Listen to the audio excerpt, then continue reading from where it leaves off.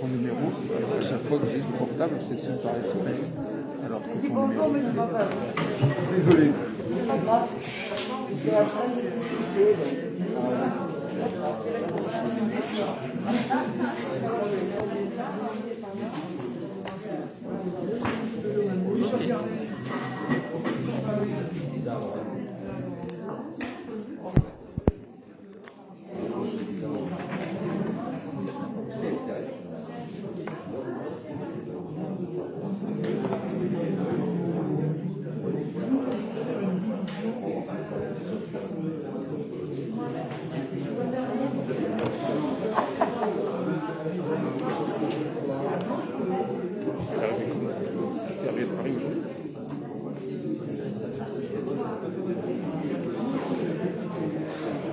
Je me suis mis ici parce que on ne voit pas les personnes à cause de l'amendement, on ne voit pas filmer.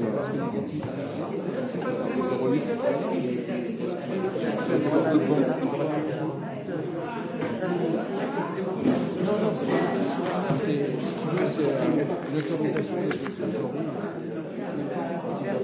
quand tu dois faire une transaction pour que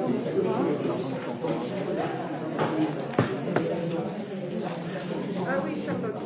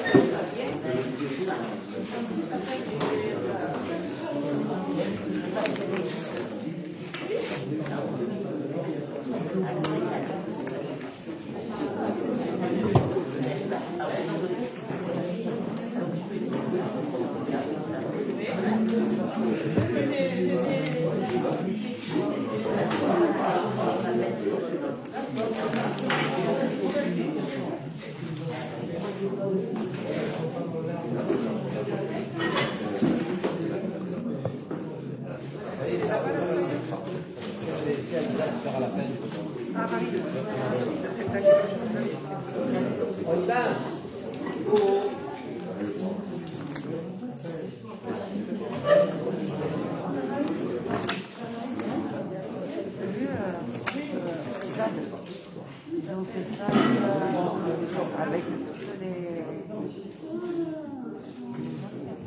On y va. Les caméras sont pas bouges. je sais pas.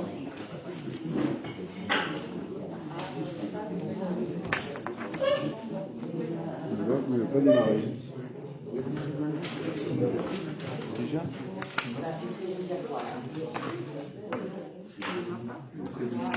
Bonsoir, Mireille.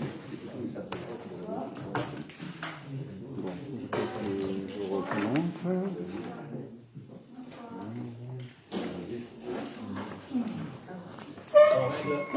On règle les caméras. Ça va pas démarrer.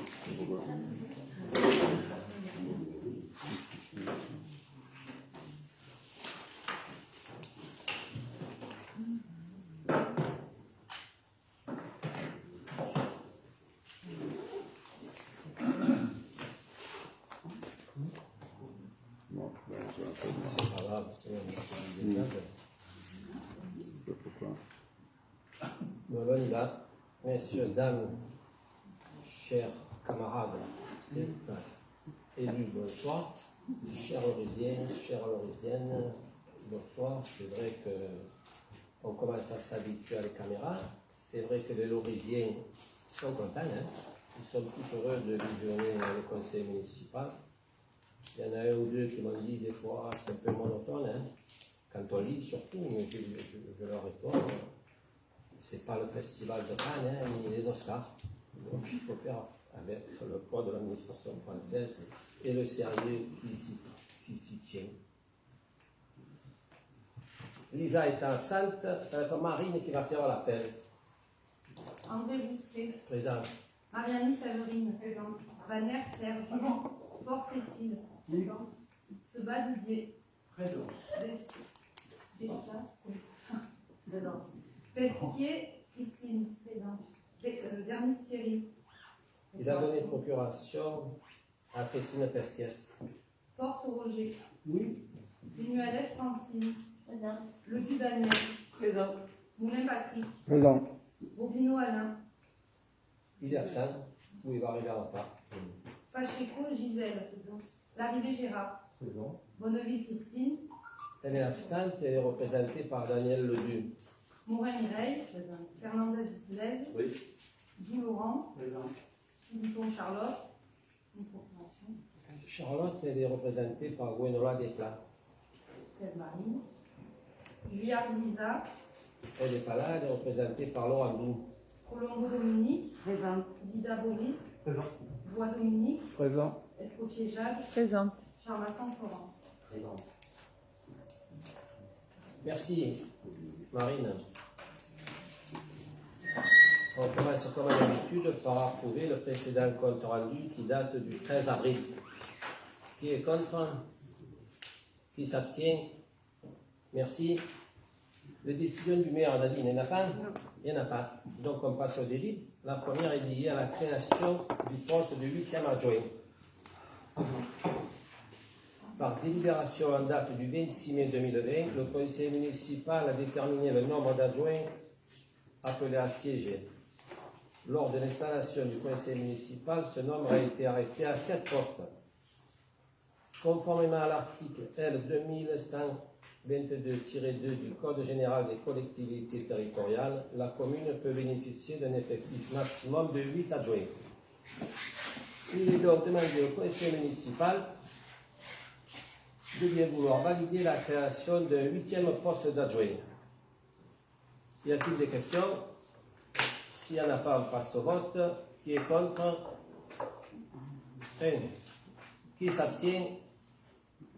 3. Merci. La délib est approuvée à majorité. Délibération portant à élection d'un nouvel adjoint au maire. Suite à ce que je viens de vous dire, il convient de procéder à l'élection d'un membre du conseil municipal à ce nouveau poste d'adjoint. Pour cela, le conseil municipal majoritaire propose Laurent Dou au poste d'adjoint à la jeunesse et aux écoles. Y a-t-il des questions? S'il n'y en a pas, on passe au vote. Qui est contre? Qui s'abstient? 2. Merci. Délibération validant la ligne de trésorerie interactive de la Caisse d'épargne.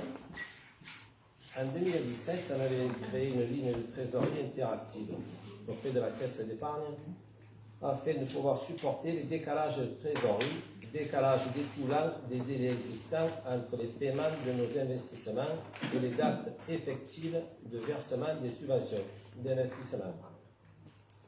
Il est donc demandé au conseil municipal de bien vouloir renouveler notre ligne pour l'année 2021 auprès de la même banque dont les caractéristiques sont les suivantes. Il s'agit d'un montant de 500 000 € avec un taux d'intérêt fixe de 0,80. There is no question? Pas de question? Non. No more. J'ai eu une instruction. No more. Alors, s'il n'y a pas de questions, on passe au vote. Qui est contre? Qui s'abstient? 3.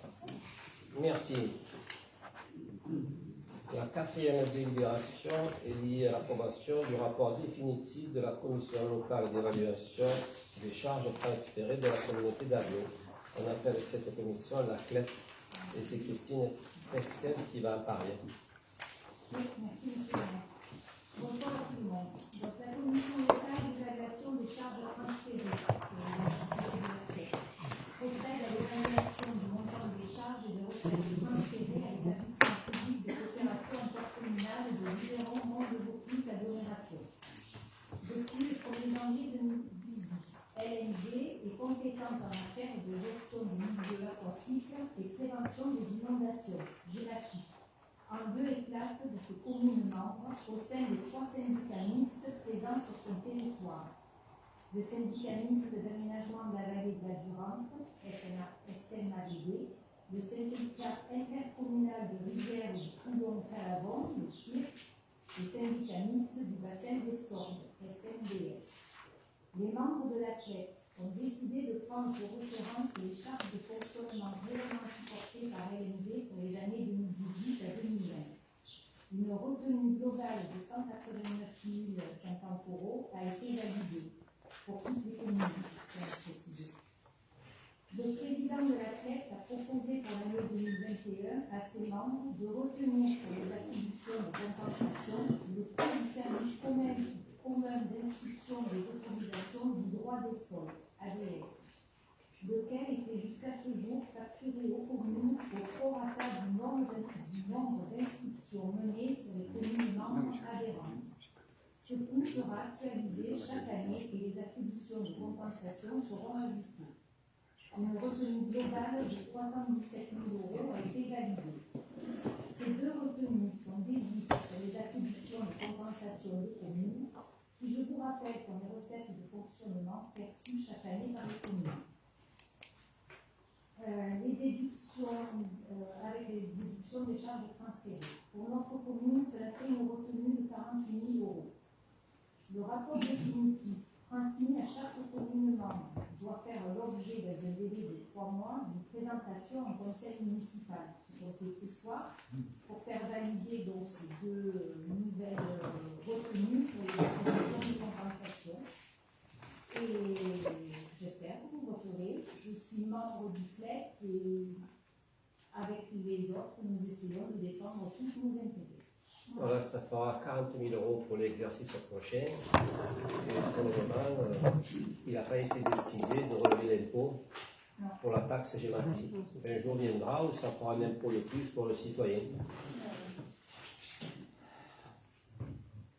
S'il n'y a pas de questions, on passe au vote. Qui est contre? Qui s'abstient? Merci. Délibération fixant le tarif pour la campagne d'affouage 2021-2022. Par délibération en date du 10 juillet 2018, la commune a approuvé le programme d'aménagement de la forêt communale pour la période 2018-2037. Programme élaboré en concertation avec les services de l'ONF. Ce document est un plan de gestion qui synthétise un ensemble d'analyses et de données sur notre forêt et son environnement, et présente la définition des objectifs assignés à cette forêt, ainsi qu'un programme d'action nécessaire ou souhaitable à moyen terme pour son entretien et son amélioration. 2037, c'est un moyen terme long. Sur cette base, l'Office national des forêts proposera chaque année un programme de travaux et d'amélioration sylvicole conforme aux prévisions de cet aménagement. Les coupes d'affouage font partie de ces programmes de travaux. Il convient donc par la présente délibération de définir les modalités de cette coupe 21-22 en validant les points suivants. Tarif du lot d'affouage 100 € et ce sont des lots de 10 à 15 sternes. Nomination de 3 garants pour le suivi de cette campagne d'affouage. Donc je pense qu'il y a Patrick Moulin, il y a Georges Ducot de l'ONF, le troisième c'est Thierry Bernis. Ben, c'est un truc qu'on fait régulièrement depuis très longtemps. Hein. Ça permet aux Lorisiens d'avoir du bois pour pas cher, mais il faut qu'ils aillent le chercher, qu'ils le coupent et qu'ils le ramènent. Et les tarifs sont à peu près similaires à ceux des villages voisins. Qui est contre? Qui s'abstient? Merci. La dernière, non pas la dernière, la 6e délibération porte sur l'approbation du bail commercial dérogatoire pour la SCOP Couleur-Garance avec Cécile Forme. J'ai proposé au conseil municipal de bien vouloir valider un bail commercial dérogatoire pour la SCOP Couleur-Garance dont les caractéristiques sont les suivantes. Durée du bail 3 ans, occupation de la salle d'exposition, salle de formation au premier étage de la salle des arcades, plus dernier étage et escalier de la maison ouverte, soit 200 m² au total, 150 m² sur la salle de formation et 60 m² dans les bureaux. Renégociation au terme du bail pour une proposition d'un bail 369, un bail commercial standard, un loyer progressif de 840 euros par mois la première année, 1050 euros par mois la deuxième année, 1260 euros par mois la troisième année. Soit une progression de 4 euros par mètre carré la première année, 5 euros par mètre carré la deuxième année et 6 euros par mètre carré la troisième année. Et une destination unique du bail pour activité de formation.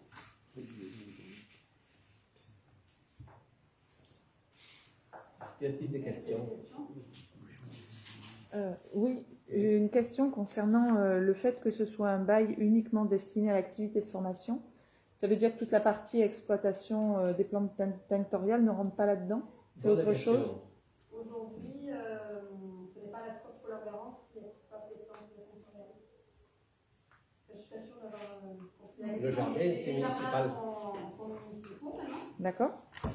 Et donc, l'activité de la SCOP couleur garante qui vient de se créer consiste à de la formation professionnelle, la formation tout court et de la revente en ligne.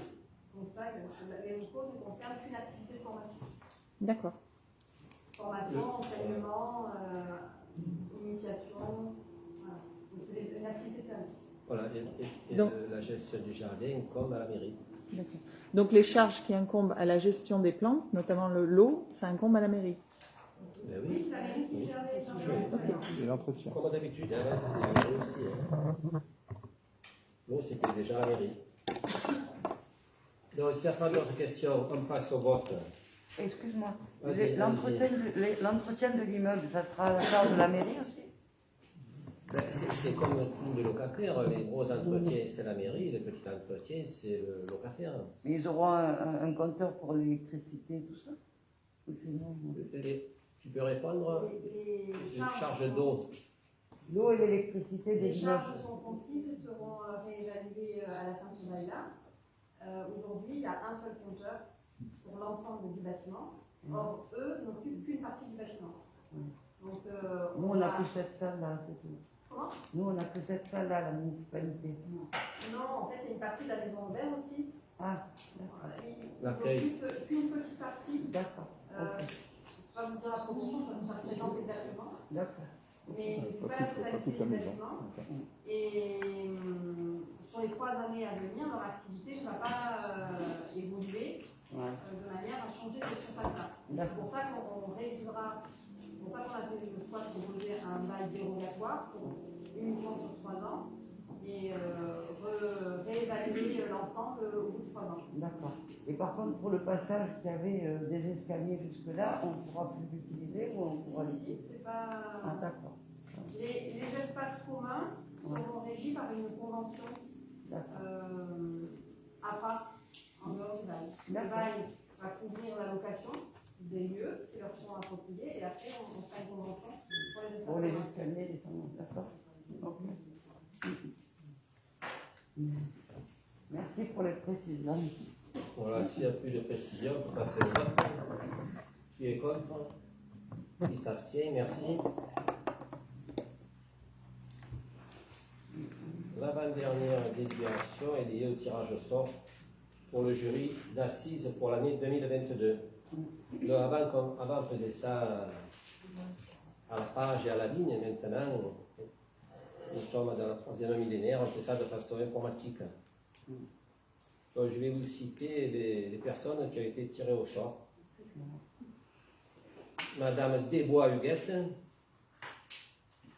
Madame Aurélie Fournol, Laetitia De Domenici, Vanessa Volpi, Feita Daniel, Tavernier Régis, Cardinal Brigitte, Artémise Cécile et Emma Raphaël. Il n'y a qu'un homme, Voilà, ils sont tirés au sort, mais c'est pas sûr qu'ils aillent au tribunal, parce qu'après il y a encore des sélections entre-temps. Et Donc là, comme je l'ai dit, et par contre, je voudrais ajouter une délibération, si vous êtes d'accord. C'est une délibération pour ajouter un mot à une délib qui avait été approuvée à l'unanimité de tout le conseil municipal le 16 mars. C'était pour valider la demande de subvention dans le cadre des projets alimentaires territoriaux, le PAT, par rapport au plan de relance et le plan d'investissement relatif à la cité vivante de l'alimentation. La semaine dernière, j'ai rencontré Madame Martin, Bénédicte. Elle m'a dit que le conseil régional pourrait nous aider à hauteur de 68 000. combien 68 000. 68 000 euros. C'est par rapport au toit du moulin, c'est ça? C'est ça. Voilà.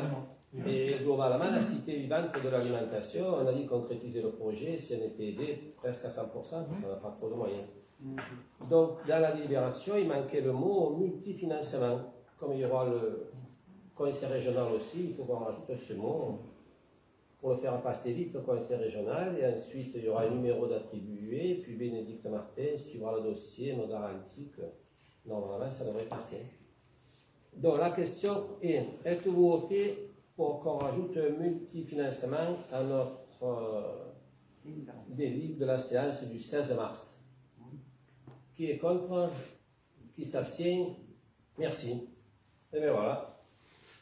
On a fini le conseil municipal. Et on passe aux questions diverses. Il y en a un maximum de questions diverses. Je veux dire, il y en a 1, 2, 3, 4, 5, 6, 7, 8, 9, 10, 11, 12, 13, 14, 15, une quinzaine. Oh, mais ça va aller vite. Hein. Non, mais c'est pas un problème, hein. On a mis 20 minutes. On a le temps. Hein. On a le temps. La première est liée à Roquefraîche. Les Lorisiens sont perdus, les pauvres. Vous défendez depuis des mois la fermeture de l'établissement grand renfort de communication par le biais des médias depuis mars 2019. Ça, c'est quand je suis parti à Paris. Et le 20 mai 2021, par un article qui laisse à supposer que vous étudiez un projet de réhabilitation. C'est quel article? Je n'ai pas tout en tête, je passe seulement souvent à la télé, dans les journaux, je me rappelle. C'est l'article du 21 mai, l'article qui résume votre rendez-vous avec le directeur de l'ARS. Et qu'est-ce qu'il y a l'article? L'article, je ne l'ai pas en tête, mais il laisse supposer que vous allez envisager un projet de reconversion. À moi. Avez-vous abandonné votre bataille pour le maintien de l'hôpital de Roquefraîche? Qu'en est-il de votre grève de la faim?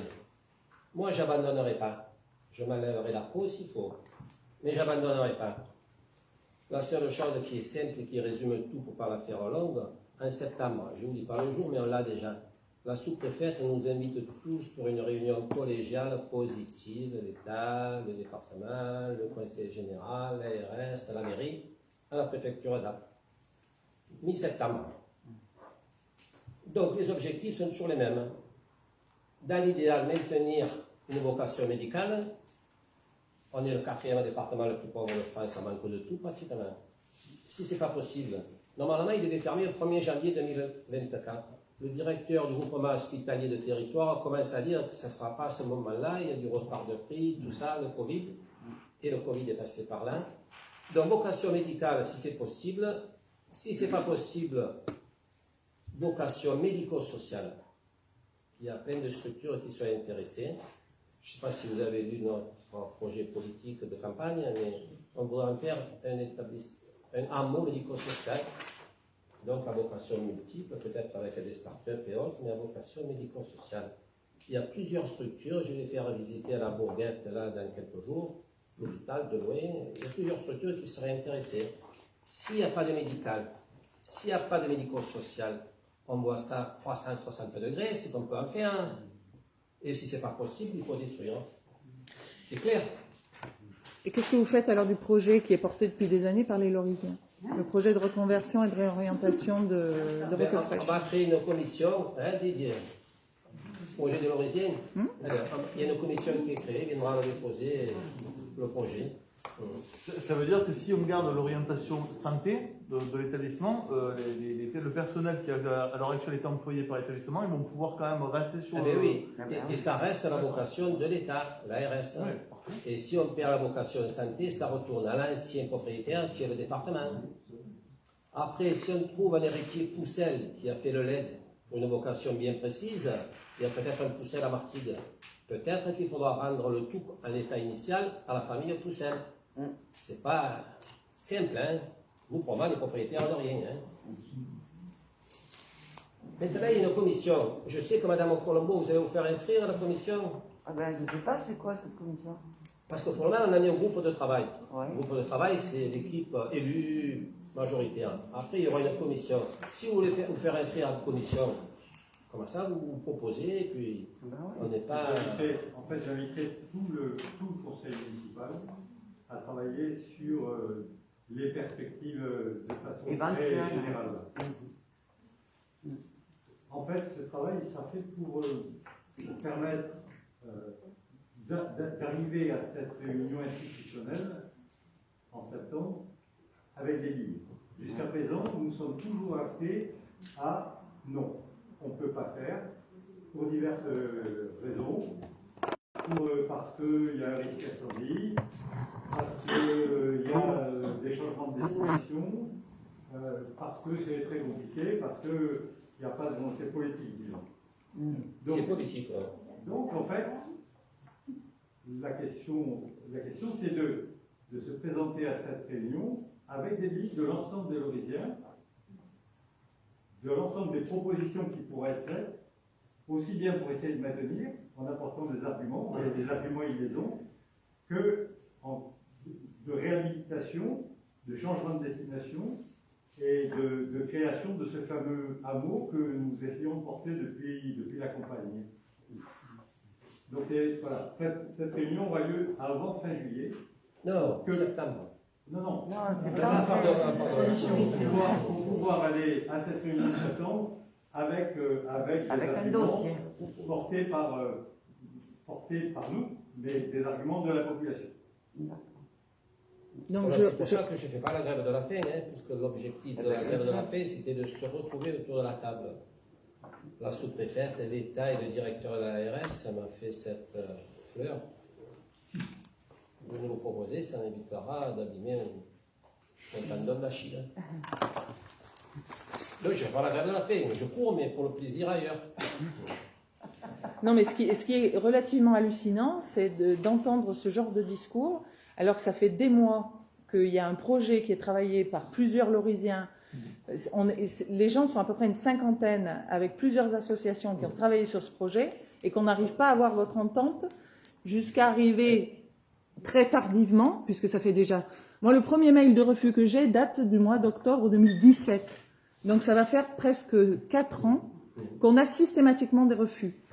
Donc pourquoi est-ce qu'aujourd'hui, alors qu'on vous a informé à plusieurs reprises, par mon biais, mais aussi par le biais de gens qui travaillent sur ce projet, pourquoi est-ce que depuis 4 ans on n'arrive pas à s'entendre et qu'aujourd'hui vous décidez de faire des réunions et que, bizarrement, on n'est pas au courant? Pourquoi est-ce que les Lorisiens qui ont travaillé sur le projet ne sont pas au courant de ce que vous êtes en train de faire?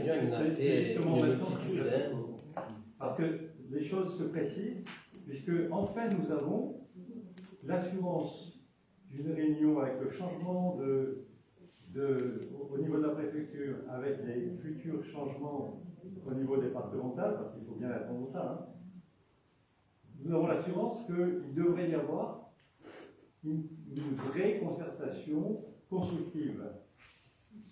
Donc on attend quelque chose de constructif. Jusqu'à présent, nous étions dans le refus catégorique. Mais vous étiez dans un refus alors que l'ARS a pris la décision il y a fort longtemps, que ça a été entériné par le ministère, que la ministre à l'époque, Agnès Buzyn, l'a déclaré plusieurs fois, notamment à l'Assemblée nationale, le 29 mars 2019, de mémoire 23 au 29 mars, la fermeture de l'hôpital, c'est-à-dire de l'activité hôpital, est actée. Donc ça veut dire que quand on le sait, ok, ce que vous avez fait très bien, mais pourquoi ne pas avoir anticipé un peu et commencer à envisager d'autres solutions? Parce que vous savez très bien que... On a anticipé lorsque nous avons nous avons conçu ce projet de hameau. C'est bien d'anticipation. Alors, on nous a dit que c'était peu probable. Que voilà, mais vous travaillez sur un projet, on le découvre ce soir. Pourquoi est-ce qu'on le découvre ce soir? Ah non, le hameau, vous parlez de la totalité du conseil municipal. Moi, je découvre ce soir ce que vous êtes en train de dire, si ce n'est les bribes qu'il y a eu dans les journaux. Non, il n'y a pas de projet. Donc ça veut dire que, là, vous venez de dire qu'il y a un projet de hameau. On a des pistes. Multidimensionnelles. C'est porté par notre campagne. Voilà, donc c'est politique. Donc c'est politique. On est d'accord. Eh oui, mais On c'est est la d'accord. démocratie, le peuple nous a élus. On est d'accord. Donc, vous faites quelque chose de politique, alors qu'on est sur une problématique qui est bien au-delà de la politique, qui peut servir la totalité du bassin du Sud-Luberon, et que la politique, certes, fait partie, mais les Lorisiens font partie aussi, les gens des communes alentours en font partie, les associations qui travaillent alentour de ce bassin d'habitation font partie. Vous dites que c'est un projet politique. C'est bien, mais ça veut dire que si vous n'êtes pas élu, le projet il va partir à la. Alors que si, non mais ici à Loris, moi je parle clairement des élections départementales. Ah non, départemental, c'est pas le lieu, on en parlera. Clairement, c'est un projet politique. Un projet politique, Cécile. c'est faire de la politique, c'est faire. C'est gérer la cité, hein. Ensemble.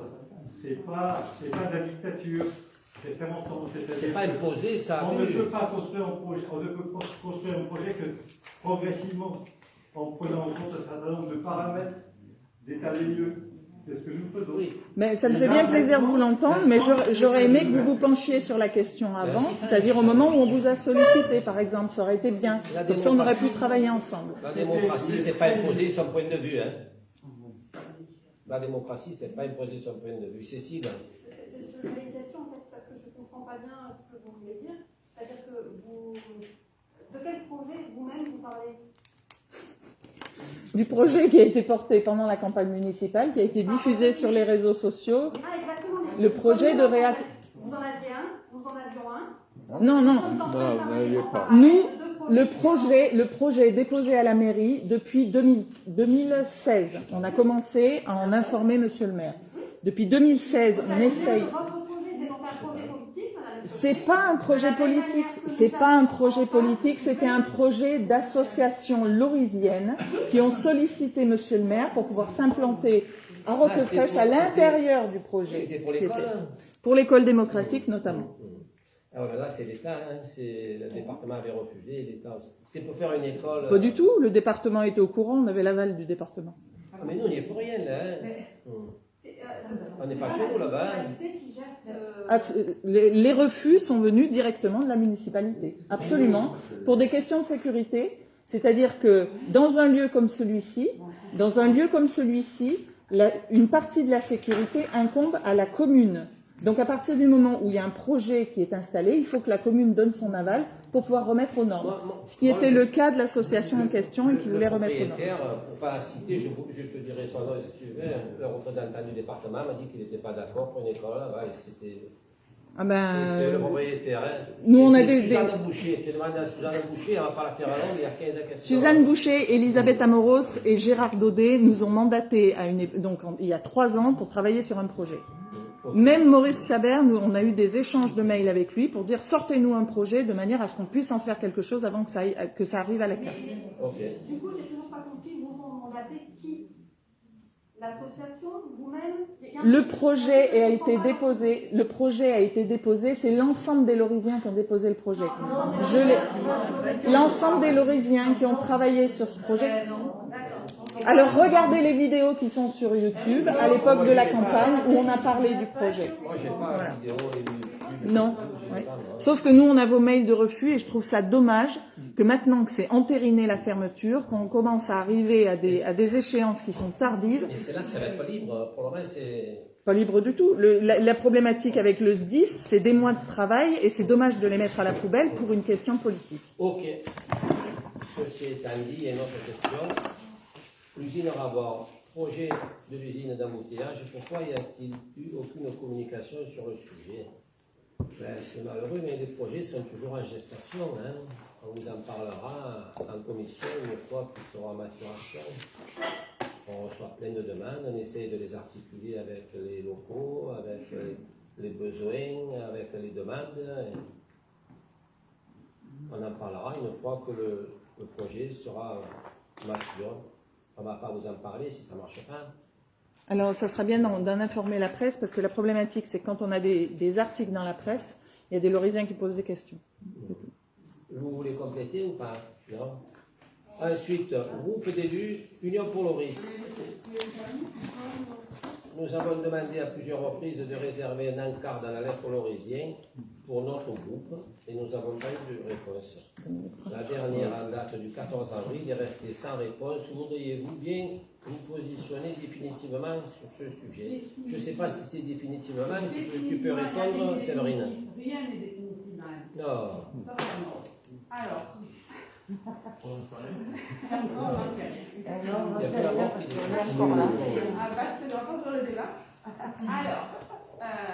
notre règlement intérieur, ça nous a beaucoup interrogé, c'est pour ça qu'on n'a pas fait de réponse définitive. Notre règlement intérieur n'a pas prévu expressément l'existence de groupes d'élus, mais la possibilité aux élus de se regrouper pour présenter un seul texte est ouverte. La constitution d'un groupe d'élus, M. Bois, Mme Escoffier, donc Union pour Loris, ne semble pas se distinguer du groupe constitué de fait, bien libre à Loris, composé de Mme Escoffier, M. Bois.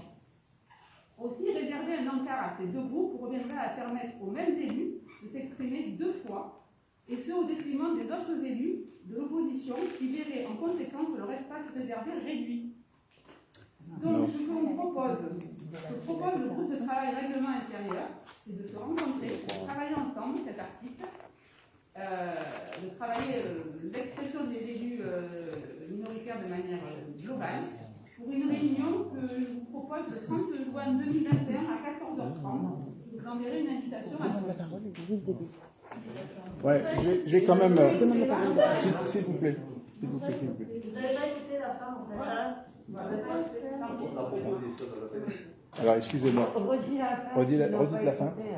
C'est pas qu'on n'a pas écouté, mais bon. Le groupe de travail règlement intérieur propose donc de travailler ensemble lors d'une réunion fixée au 30 juin 2021 à 14h30. Je vous enverrai des invitations, l'heure et le jour pourra être évidemment.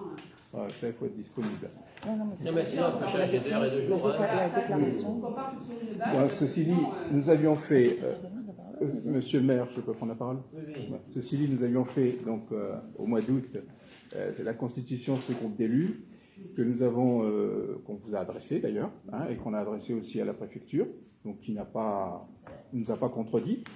Et on avait nommé ce groupe Union pour Loris. Donc ce groupe Union pour Loris ne sera affilié, c'est ce qui est écrit dans le courrier que nous avions envoyé, à aucun parti politique dans la mesure où il réunira des individus d'horizons différentes. C'est-à-dire qu'effectivement, nous avons créé ce groupe tous les deux, mais il est ouvert aussi à d'autres personnes. Je veux dire, on n'est pas là pour d'autres personnes. Ceux qui veulent venir, c'est ceux qui veulent venir dans ce groupe.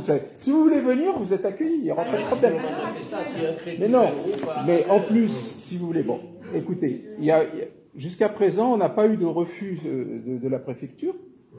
Le seul refus, c'est le vôtre. Bon, je veux bien qu'on discute. Je veux bien qu'on discute lors d'une réunion. Il n'y aura pas de problème, on verra bien.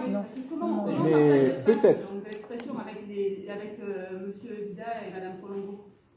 Mais si Mme Colombo veut mettre un article, ou en tout cas s'exprimer, elle est la bienvenue, monsieur aussi. Je dis simplement que, en plus, quand je vous ai adressé le courrier, on avait justement, pour pas qu'il y ait de disproportion, on avait réglé les deux articles avec le nombre autorisé de lignes. Donc, ça nous paraissait assez équilibré. Voilà. Maintenant, ce qu'il faut, c'est pour vous positionner. C'est juste pour préciser, on a déclaré un groupe d'élus, libre à vous de le refuser, mais en tout cas, faites-le s'il vous plaît par écrit, voilà. Parce que vous pouvez effectivement changer les règles du règlement intérieur s'il vous sied. En attendant, ce groupe d'élus a été déclaré le 25 août 2020. Donc nous, on attend une réponse parce que selon le CGCT, on a le droit de s'exprimer en tant que groupe d'élus, même si nous ne sommes que deux et même si nous appartenons à la même liste, que les choses soient bien claires. Le groupe d'élus est destiné, au départ il y en a deux, Sauf que pour accueillir d'autres personnes, il faut d'abord qu'on ait la validation de ce groupe d'élus. Or, aujourd'hui, dans toutes les communications, nos propres communications nous sont refusées. Donc, si vous ne voulez pas de ce groupe d'élus, il faut nous l'écrire et à ce moment-là, on prendra les dispositions. Sinon, étant donné qu'il a été déclaré et depuis fort longtemps, il nous faut avoir une voie d'expression dans les journaux de la mairie. Comme l'expression, ça peut se travailler. Si vous pouvez participer au groupe de travail sur le règlement intérieur ou pas, qu'on vous propose? Pas spécialement, parce que pour le moment, non mais pour le moment, il est question d'entériner la validation d'un groupe d'élus. Point, c'est tout. Depuis le 25 août, on attend, donc vous nous répondez. Je ne vous demande pas à vous, Jade, je demande plutôt l'opposition. Hein. Vous, non, le Sénat qui va travailler. On veut bien. Moi, je veux voir. Ça serait bien parce que nous, on ne sait pas tout non plus. Et Non. voilà, si des gens vont travailler, c'est bien. Nous, on viendra. Merci. Oh, merci. On finit. Voilà.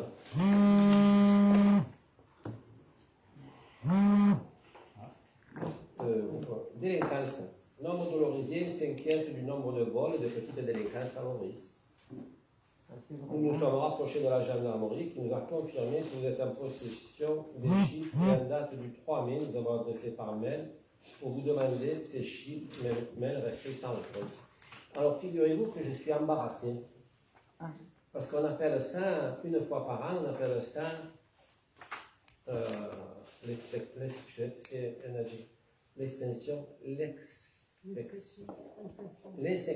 l'inspection de la caserne de gendarmerie. Donc on se retrouve tous dans le garage de la gendarmerie. On projette sur le mur blanc d'en face les chiffres de la délinquance en différentes catégories. Globalement, les chiffres de la délinquance sont toujours en baisse. Il y en a peut-être un qui augmente ou qui est en baisse, c'est celui des cambriolages. Mais figurez-vous que je n'ai pas pris de notes. Ça s'est fait comme ça, et je pense qu'en 2020, à cause du Covid, il n'y en a pas eu, Nadine.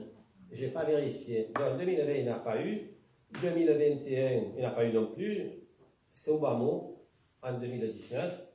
Et après, une fois qu'on a fait ça, ça dure un petit moment, on échange, on se retrouve tous au restaurant pour manger ensemble. Mais globalement, les chiffres de la délinquance étaient en baisse. Il vous donne J'ai pas pas de de tableau. j'ai rien. Hein. Il vous donne pas un tableau, un truc avec. Il y a un tableau qui est projeté sur le mur. Non, mais il du vous le garage. donne pas après par écrit quand même. Pardon? Il vous le donne pas par écrit quand même. Non. Le major de la caserne nous a dit que c'était transmis à chaque municipalité. Donc je suis menteur. Non. Ah oui. Non. Le major nous Ben, a c'est donné, peut-être nous le a major dit, qui ment, hein. il a peut-être oublié de le Ouais. faire, Je mais l'appelle en le attendant, major. voilà, parfait, Demain, j'appelle le major. parfait, Demain, j'appelle le major. très Il faut bien. savoir que dans l'étude de délinquance, il n'y a que les cas qui sont résolus qui sont enregistrés. Ah. Les cas non résolus ne sont pas enregistrés. Surtout que les statistiques au niveau de la gendarmerie ne sont pas systématiquement diffusées pour des raisons de confidentialité, pour des raisons aussi politiques. Il y a certaines zones qui ne veulent pas vraiment passer dans, montrer à quel point elles sont délinquantes ou pas. Alors je sais que dans le secteur dans lequel je travaille, on a une institution qui s'appelle le Conseil local de prévention de la délinquance, qui se réunit tous les ans ou tous les 6 mois. À Marseille, j'avais créé ça. Voilà. Alors dans les petites communes, ça se fait beaucoup moins. Ça se fait Dans pas. les grandes villes, ça se fait beaucoup pour avoir ce suivi de délinquance et des forfaits, des délits. Et en général, on a un bon suivi. Mais c'est vrai que dernièrement, il y a encore quelques années, le lieutenant Jacquel, qui était à l'époque commandant de gendarmerie de poursuite, on réussissait à avoir certains éléments, certains chiffres, mais avec d'autres, tout dépend du lien que vous avez à la gendarmerie en réalité. Même nous, on a du mal à avoir les statistiques correctes. Hein, donc, Voilà, moi je vous dis ce que je sais, je vous promets. encore une fois, c'est un problème de liaison. Oui, et moi j'ai mon fils qui a travaillé dans la police nationale. Bah, félicitations. Voilà, et il nous disait, et moi je me dis, c'est que il mettait ce qu'on nous disait, tel pourcentage et tout, c'était le résolu. Voilà, après je ne suis pas Mais la prochaine fois, je vous ferai un compte rendu précis, si vous voulez. Je prendrai des notes, je demanderai des documents, mais je pense qu'ils n'en donnent pas les documents. C'est pas pour rien s'ils n'en donnent pas de documents, peut-être aussi. Hein. Normalement, monsieur le maire, il doit vous donner quand même un document. Ils Tous peuvent les pas vous documents que laisser je ça. reçois, la DIN les reçoit aussi. Ouais. Elle n'a pas de trace amnésique de Non, ces mais documents. je vous crois. Mais normalement, ils auraient dû vous donner quand même une trace écrite. Voilà, je vous crois. J'ai pas dit que vous étiez un menteur. C'est peut-être subjectif ou interprétable, je ne sais pas. Moi, ça fait un moment que j'y vais, j'ai jamais eu un document. Hein. Ben, c'est pas Mais c'est trop normal, pourtant hein. ça inscrit dans le code de la sécurité intérieure. Ouais, il donc, faut le réclamer. Concernant notre candidature au départemental, en tant que candidat Union des gauches, en quel parti de gauche êtes-vous encarté? Ok. C'est les Verts. Êtes-vous toujours adhérent au mouvement En Marche? Non. En plus, celui qui a écrit, je crois que c'est Jacques, non? Ah oui, c'est Ce n'est pas... pas un parti. Si oui, c'est tant mieux car Macron, mais en fait, ça ne s'intéresse pas le conseil municipal. Moi, je ne vais pas voir avec qui l'autre il couche. Monsieur le maire, ce sont des questions qui sont remontées de la part des Lorisiens. Donc, Non, d'une il me Lorisienne. l'envoie. Je vois qui c'est. Voilà. Lorisienne. Non, pas du tout. Eh non, c'est un Lorisien qui m'a posé la question. Après, si vous ne voulez pas y répondre, vous pouvez aussi me dire je ne veux pas y répondre. Je réponds clairement. Dans ma vie, j'ai eu une fois la carte d'un parti, c'était Europe Écologie Les Verts. Une fois dans ma vie, j'ai vu le bordel que c'était. Je suis allé 2 fois, c'était marqué dans le journal, c'est ça que je vous le dis. La chapelle Saint-Roch. Ça, je pense que c'est la question de Philippe Sauzet. Qu'en est-il du site de référence de la chapelle Saint-Roch en ce qui concerne les obligations légales de débroussaillement? Le débroussaillement devait être refait au premier trimestre 2020 par la DDT, qui devait également installer des panneaux explicatifs pour les OLD, ce qui veut dire Obligation légale de débroussaillement. sur ce qui a été fait autour de la chapelle. C'était un lieu pédagogique avec des panneaux qui étaient prévus, tout organisé. Nous, on a fait des travaux déjà sur le chemin. Tout ça. Et l'Office des forêts devait compléter en mettant des panneaux, en faisant un circuit pédagogique pour expliquer jusqu'à quelle hauteur on coupe les branches, pour espacer les arbres, pour tout le secteur ici, pour que l'ORIS soit un modèle, que les gens qui veulent voir ça viennent à l'ORIS. Ils ne l'ont pas fait. Je pense que c'est à cause du Covid, mais demain je les appelle aussi. Je pense, j'en sais rien. On les a plus vus. J'ai appris, ça c'est M. Boite, que vous aviez attribué pour l'association Maki une subvention de 10 000 euros et pour l'association Café Villageois une subvention de 3 000 euros, soit un total de 13 000 euros.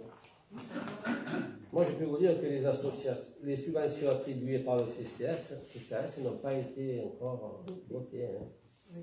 Et le CCAS est un établissement autonome. C'est-à-dire qu'on n'a pas de regard sur le CCAS. En fait, c'était- Normalement, en début de mandat, si vous voulez, vous pouvez faire partie du CCAS. Il y a personne Ben qui ouais, le mais fait. on on ne n'a pas l'a pas beaucoup de place, proposé. Comment on ne l'a pas proposé? Pour le CCAS, non. Non. Parce que moi, Non, je non. me suis mis à plusieurs commissions, mais on ne m'a pas... le CCAS, vous n'avez pas dit... vous nous avez pas proposé. Peut-être qu'il n'y avait pas assez d'élus de chez vous, alors si vous étiez que deux, Je sais pas. il faut des Non, ratios. non, il y a pas de- Je sais pas. Sinon, les dossiers sont en cours d'instruction hein, pour ces deux structures. D'accord. Et les D'accord, mais si vous voulez, propositions seront soumises la au question- prochain conseil d'administration du CCAS. D'accord.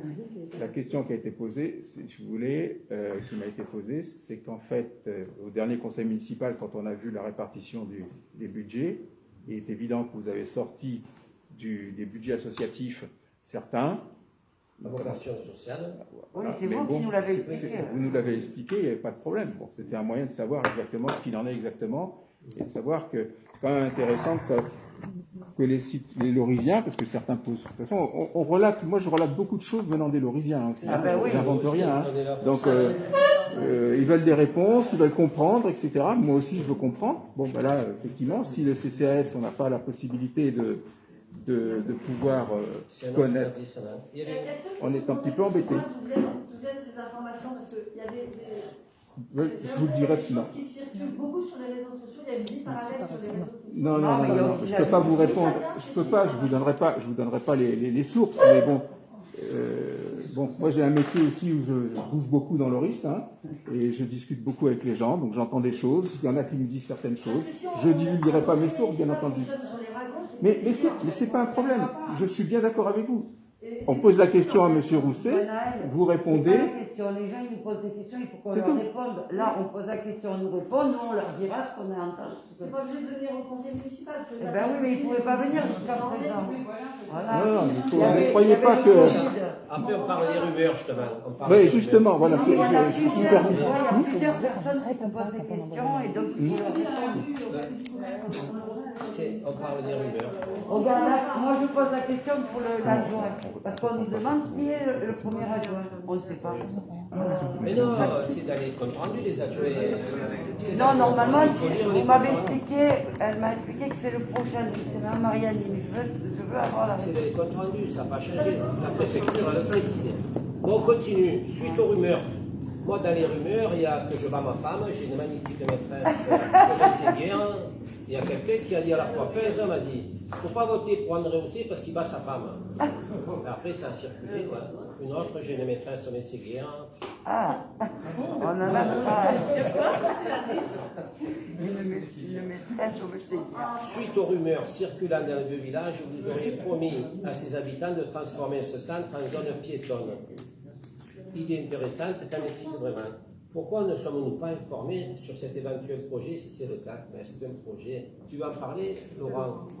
Voilà, donc c'est vrai. Donc effectivement, l'étude de la sécurisation du village était un point de notre programme. Plus fort, Laurent. Il faut enlever le masque quand tu parles. Vous allez fort le micro. Eh ouais, mais les pauvres. Le micro balade. Vous entendez mieux là? Oui. Donc l'étude de la piétonisation du vieux village était un point de notre programme. Cette étude, en concertation avec tous les riverains, les utilisateurs de la cour et l'ensemble de la population, est effectivement prévue. Même s'il y a quelques années, un arrêté municipal a été pris sur deux parties de rue, nous devons réfléchir à un plan dans sa globalité, en intégrant la situation géographique, la sécurité des biens et des personnes en cas d'incendie par exemple, l'existence de parking par ailleurs, et puis un accès de circulation pour les riverains ou pour les offices religieux. Donc, et puis voilà, et mettre en place différentes étapes pour pouvoir avancer. Il y aura donc une première étape d'analyse sur site, sur un territoire, et puis après suivi d'une concertation, et après on prendra la décision de piétoniser tout ou partie des rues du vieux village. Donc c'est pas une Merci, rumeur. c'est pas une rumeur. D'accord. Ça fait partie de Non mais je trouve c'est très bien. Moi je vous remercie de cette réponse. Ce que je veux dire par là aussi, c'est que les questions qu'on vous pose, ça permet de lever justement les incertitudes ou les fake news qui sont divulguées dans les réseaux sociaux, ou qui sont entre nous, ragotés. Donc voilà. Bon ben c'est bien, on est au courant là. Quelle est l'action de la mairie par rapport à la gestion de la population féline et canine quand l'association actuelle qui s'occupe de ces animaux a été mise en sommeil faute de local et de moyens financiers? Vous voyez l'association, tu en parles ou j'en parle? En ce moment, on est en train de faire un état des lieux des salles qu'on a. Hier ou avant-hier, on est allé en bas dans la plaine, voir deux locaux. On essaie de voir si on peut proposer un local à cette association. Parce que si ce n'est pas elle qui fait le boulot, ça sera nous. Il y a une obligation légale de s'occuper de la condition animale. C'est pour ça que j'ai posé cette question. Si ce n'est pas elle, c'est nous. Donc, il vaut mieux trouver une solution médiane et soutenir cette association avec un local. Donc, c'est à l'étude. Donc, je vous dis, on a plusieurs contacts. Hier, on en a visité deux en bas. L'obligation légale, elle ne concerne que les soins apportés aux animaux blessés, pour les soulager de la douleur ou pour les euthanasier. Donc, en fait, clairement, il y a cette partie-là qui est faite par cette association, et il y a une deuxième partie qui est la stérilisation animale, qui normalement n'est pas encore une obligation, même si le maire est responsable de la divulgation et responsable du nombre d'animaux sur le territoire. Et donc, clairement, c'est vrai que c'est un vrai problème, mais normalement, la mairie n'a pas à payer la stérilisation. Des chats errants, c'est les chats errants qui... Des chats errants. Voilà. Des chats errants, des animaux, d'une façon générale. À l'heure actuelle, nous payons une cotisation fort chère à la SPA pour assurer la fourrière. Nous payons le transport de ces animaux à quelqu'un de Loris. Les animaux blessés sont recueillis par la police municipale. Voilà. Mais clairement, effectivement, c'est un vrai problème et depuis longtemps, je parle de travailler sur la condition animale, mais clairement, il y a quand même des problèmes de disponibilité et de temps nécessaire à la réalisation de ces groupes de travail. Je pense qu'il faut voir la situation de façon la plus globale possible. On ne peut pas se permettre de se restreindre à la seule obligation légale de prendre en charge les soins aux animaux blessés. Ce que nous faisons, c'est que nous recevons des factures. C'est récent, hein, les factures. Elle n'a plus le choix. C'est récent. Voilà. Mais justement, comme il y a la chance d'avoir cette association avec une personne qui est quand même relativement bien dévouée, c'est dommage que pour quelques centaines d'euros, elle soit obligée de se mettre en sommeil, alors qu'elle fait déjà le boulot. Les gens la connaissent, les gens l'appellent systématiquement. La référence animaux, c'est Christine, pour ne pas la nommer. Donc, moi, il me semble... C'est pour ça qu'on tourne en rond pour essayer de lui trouver le local le plus adapté possible, qui soit sur un lieu de passage, parce que clairement, en fait, son activité avec les animaux est conditionnée par la vente de produits.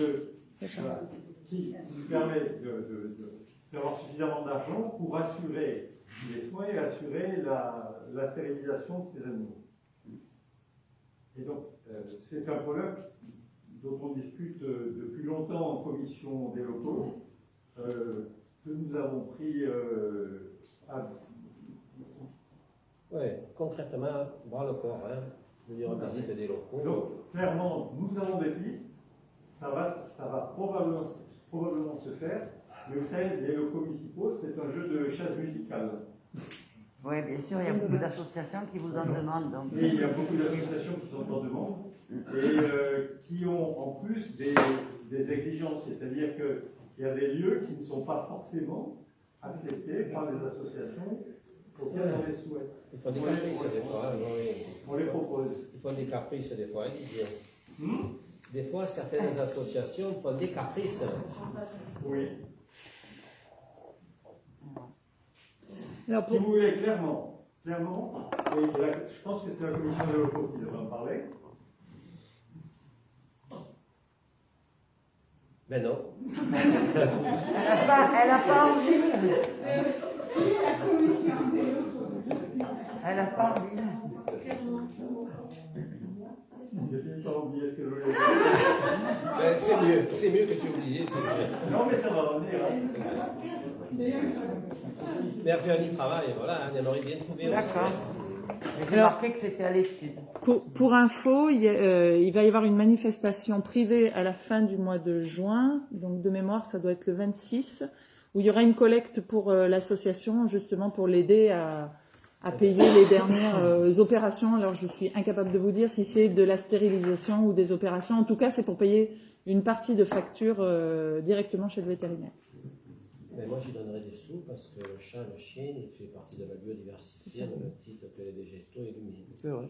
Ah, c'est gentil. Il fait partie de la biodiversité. C'est nous et tout le rêve vivant qui est autour de nous. Donc on vous informera, on est en train de faire la com, ils sont en train de faire une communication spéciale qui passera évidemment beaucoup par les réseaux sociaux. Donc ça serait bien de le relayer pour inviter les gens à venir ce jour-là pour l'association de la condition animale. Ok. Quel est le montant des subventions? Ben là, c'est bon, on a répondu tout à l'heure. Oui, on a répondu, mais en fait, je le lis quand même. Les autres ne savent pas. Ah. Voilà. Quel est le montant des subventions attribuées via le CCAS à des associations ne figurant pas au tableau qui nous a été communiqué lors du dernier conseil? Subventions aux associations. Voilà, donc on en a parlé tout à l'heure. Le CCAS est un établissement autonome. Qui est officiellement le premier adjoint ou la première adjointe? C'est une première adjointe. Oui, je m'en C'est doutais. Madame Mariani. Je m'en doutais, mais bon, comme sur le journal, il y a plusieurs fois où c'est écrit que c'était... Oui, c'est moi, je fais des lapsus. Je fais des lapsus. Ça ne se commande pas. Hein. Sur le journal, vous avez marqué que c'était. C'est le propre du lapsus. Je fais des lapsus quand on ce qu'on a la Connaître la réglementation pour se dire que de toute façon, ça ne pouvait être que Séverine. Oui, c'était la suite logique. Non, c'est quelqu'un Nous avons été interpellés au sujet du stade, détérioration, pelouse, noircisée, car la pompe de forage n'est plus en état. Mais elle a été changée, clôture défectueuse. Quelle action allez-vous mener à ce sujet?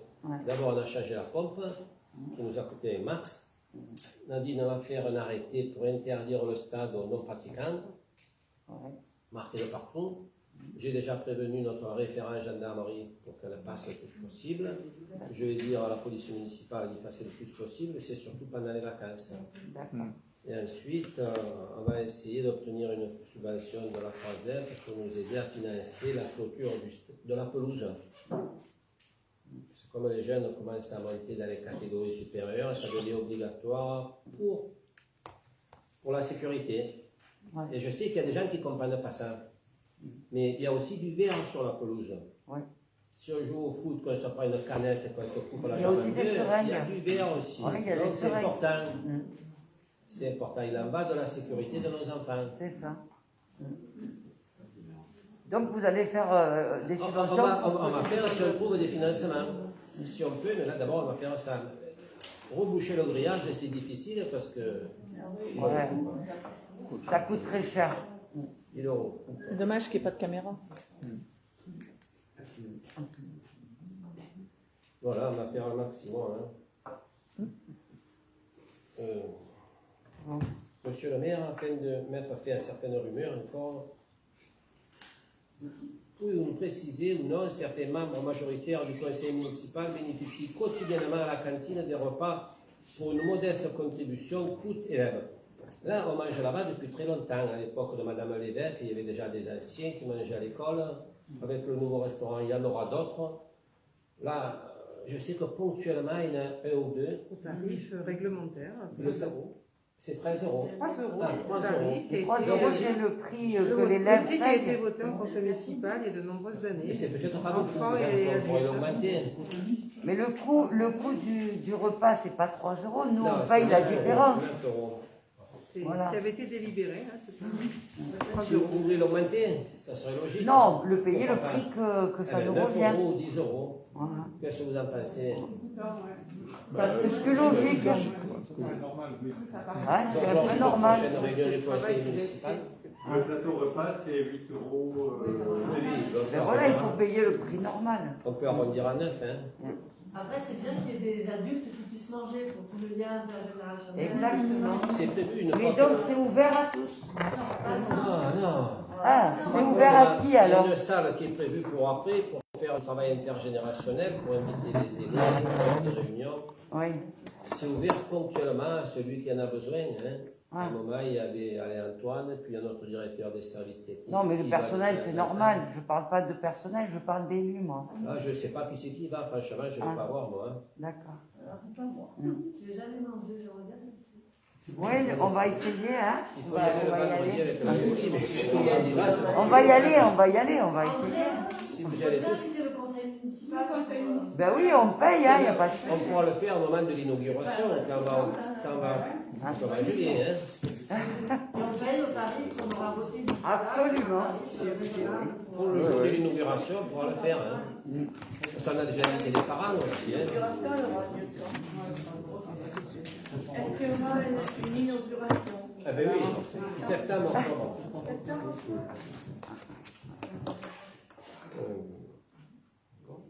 Par souci de transparence, pourriez-vous nous informer de toutes les actions municipales, c'est difficile de tout dire, hein, que vous entreprenez, car bien qu'il y ait de l'opposition, nous sommes élus par des Lorisiens qu'il faut respecter.